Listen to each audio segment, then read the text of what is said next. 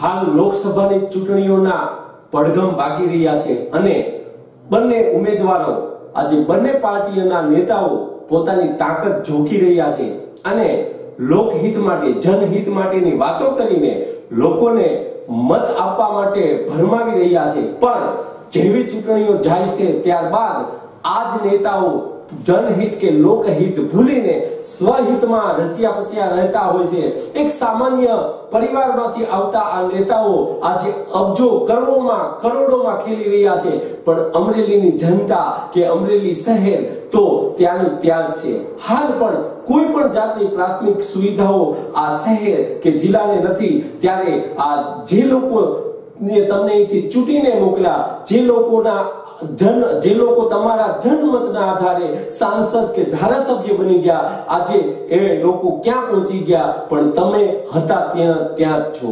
હા, અને આ બંને નેતાઓને ખુલ્લા પાડવા માટે થઈને એક નવયુવાન અપક્ષ ઉમેદવાર આરટીઆઈ એક્ટિવિસ્ટ એવા નાથાલાલ સુખડિયાએ કમર કસી છે અને on record on paper Rajkamal ચોકમાં બંને ઉમેદવારોને ખુલ્લા પાડતા નાથાલાલ સુખડિયા।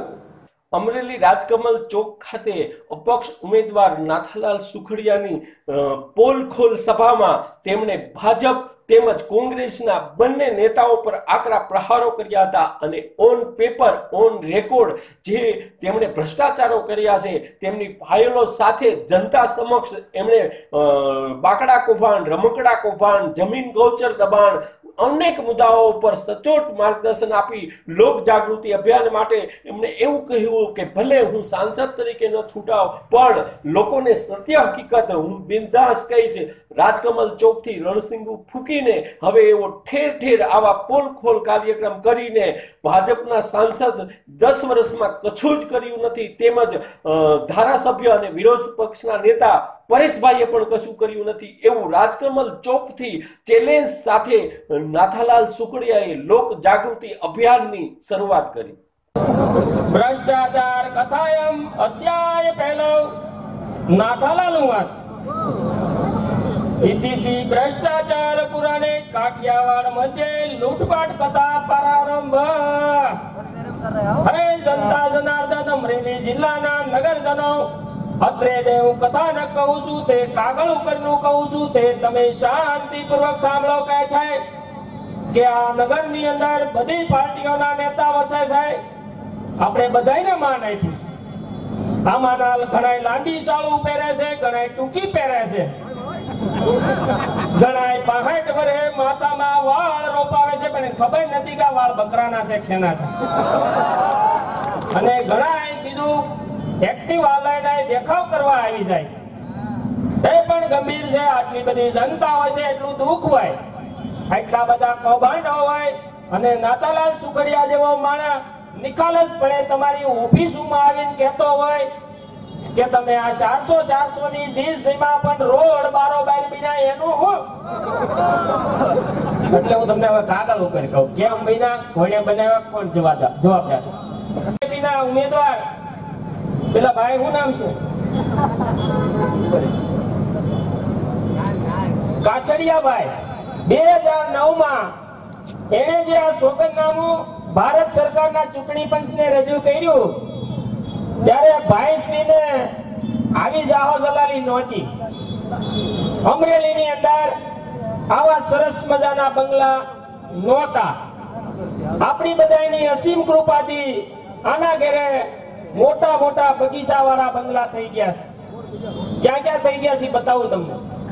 નંબર 334/5 12 એકર ઉપરની જમીનમાં 12 હેક્ટર ઉપરની જમીનમાં ભાઈશ્રીને બહુ પત્તા થયા એટલે જગ્યા ઘટી। ભાઈશ્રીએ સર્વે નંબર 334 જે ગૌસરની ગાયોની જમીન છે એ ગાયોની જમીનમાં આ બંગલાનો જે બગીચો દેખાય છે તમને એ બગીચાનું દબાણ આ દેશના પગારદાર સેવકોએ કર્યું છે, અને પાપ ગાયોની ગૌચરની જમીન લેવી એ રજવાડાના દાનની જમીન છે। મિસ્ટર નારાયણ કાછડિયા, જો તમારામાં હિંમત હોય તો રાજકમલ ચોકમાં તમે પરેશ દાનાણી બે હું તમને જઈને બતાવું કે તમે બંને ગૌચરની જમીન ખાનારા માણસો છો। ઈમાનદારીથી કહું છું ને અમરેલીની આ તમામ જનતા વચ્ચે કહું છું, ગમે ત્યારે બોલાવો નાતાલાલ સુખડિયા હાજર રહેશે. કાગળ ઉપર બતાવું કે 70/70 ફૂટનું દબાણ આ સત્તાધારી પાર્ટીના ઉમેદવારે કર્યું છે ને આવા હલકટ માણસોને ટિકિટ આપીને મત માંગવા મોકલો છો, અમને મજબૂર કરો છો. અને હું એક કહેવા માટે તમને આવ્યો છું કે આ માણસે પોતાની 2009 થી અત્યાર સુધીની ટર્મની અંદર શું આપ્યું એ તમને કહેવાયું. બીજું કે એમ કહે છે કે અમારી પાસે મિલકતો નથી. આ બિચારા પાસે મિલકતો હોય જ નહીં, કોકના નામે રાખે. બાજુમાં જે બંગલો દેખાય છે સુરતના મોટા વરાસાની અંદર, એ બંગલો છે. એ બંગલો પણ વિશાળ કદનો છે, કરોડોના કિંમતનો છે. એની બાજુમાં M2M શોરૂમ છે, જે સ્વસ્તિક પ્લાઝા કરીને એક સુરતની અંદર યોગી ચોક વિસ્તારમાં છે, ત્યાં એનો M2M શોરૂમ છે, જે એને સોગંદનામામાં નથી બતાવ્યો. એની જ બાજુમાં જે ઓફિસ દેખાય છે એ વિશાળ કદની ઓફિસ વરાસા વિસ્તારના યોગી ચોક વિસ્તારમાં એમની ઓફિસ છે. આ બધું આવ્યું ક્યાંથી? કાગળ ઉપર તો તમે બિચારા દેખાવ, પણ તમારી આંખોમાં આ ધૂળ જોઈને આજનું રાજકારણ, ખીચા કાતરું રાજકારણિયા તમારા હકની વસ્તુ છીનવી રહ્યા છે. ત્યારે નહીં કે હું સંસદ સભ્ય બનીને કાલ પગારદાર થઈ જાઉં, એ હેતુથી હું નથી આવ્યો. હું તમારું ધ્યાન દોરવા આવ્યો છું, અને ધ્યાન દોરવા માટે મારે મજબૂર બની અને ઉમેદવાર બનવું પડ્યું. અને ઉમેદવારી કરવામાં પણ મેં પ્રશ્ન જાતા વેત જ પહેલો રજૂ કર્યો કે જેવા આ જિલ્લાના વિશાળ કદના નેતાઓ છે એવા અમારા દહના સિક્કા છે, સલણમાં ચાલુ પણ કોઈ લેતા નથી. 2500 સિક્કા દહના હું કલેક્ટર ઓફિસ ને દઈ આવ્યો, 1 કલાક ગણ્યા. કારણ કે તંત્રને ખબર પડે કે 10 રૂપિયાની ચા પીવી હોય તો સિક્કા કોઈ લેતું નથી.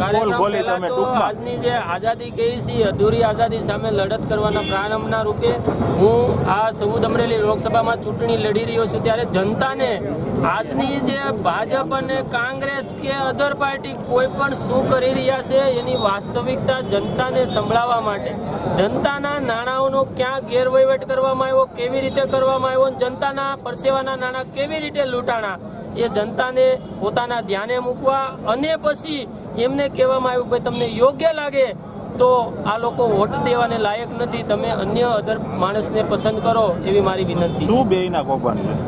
પહેલા તો વર્તમાન સાંસદ અહીંયા એક નાની એવી ઘંટી લઈને આવતા હતા જ્યારે કાંઈ નહોતા ત્યારે, અને અત્યારે કરોડોમાં આલોટતા થઈ ગયા. તો એના પગારના પૈસા ગણીએ તો 1 કરોડ રૂપિયા ગણાય કદાચ 10 વર્ષની અંદર. તેમ છતાં એની પાસે તો અબજો રૂપિયા બની ગયા. કેવી રીતે કરપ્શન વગર બની શકે? આ લોકોના ગૌચરોની જમીનો અંદર દબાણ, પોતાના લાગતા મળતિયાઓના ઘર તો છોડો પણ એની વાડીઓને ફાર્મ હાઉસને જોડતા રસ્તા બની જાય. 1.5 વર્ષથી આ 1.5 લાખ અમરેલીની જનતા એટલી હદે દુઃખી થાય કે પોતાની દુકાનોની અંદર કાગળ રાખી અને બેસવું પડે, આંખો ઉગાડી ન શકો બાઇક ઉપર જાઓ તો. પણ નેતાઓ VIP કલ્ચરમાંથી બહાર આવે, એ હેતુથી કાળા કાચની અંદરથી બહાર આવે તો ખબર પડે જનતાને કેવી સમસ્યા છે. એ જનતાને જાગૃત કરવા માટે મારો આ એક કાર્યક્રમ હતો. સાથે સાથે આ જનતાને જાગૃત કરી એ બદલ એ જનતાનો પણ હું આભારી છું. આવા કાર્યક્રમો તમારા ઠેર ઠેર થશે કે હા, આ કાર્યક્રમ આ લોકો લૂંટારાઓની લૂંટ હું બીજાને કહી આવવાનો છું જિલ્લાભરમાં. કાલથી જ ખટારો લઈને ઉપડીશ કે ભાઈ આમાં ધ્યાન રાખજો, આ ગૌચર નથી મૂકતા તો તમારું ખીચું કેદી કાપી જાય, તમે ધ્યાન રાખજો. એ લડતનો પ્રારંભ આ જીવરાજ મહેતા ચોકમાંથી કર્યો છે, અમરેલીથી કર્યો છે. આજને આજ જીતાય એવું નથી માનતો, પણ આવનારા દિવસોમાં ચોક્કસપણે જનતા જાગૃત થશે અને પોતાના નેતાઓનો કાન આમળતી થશે.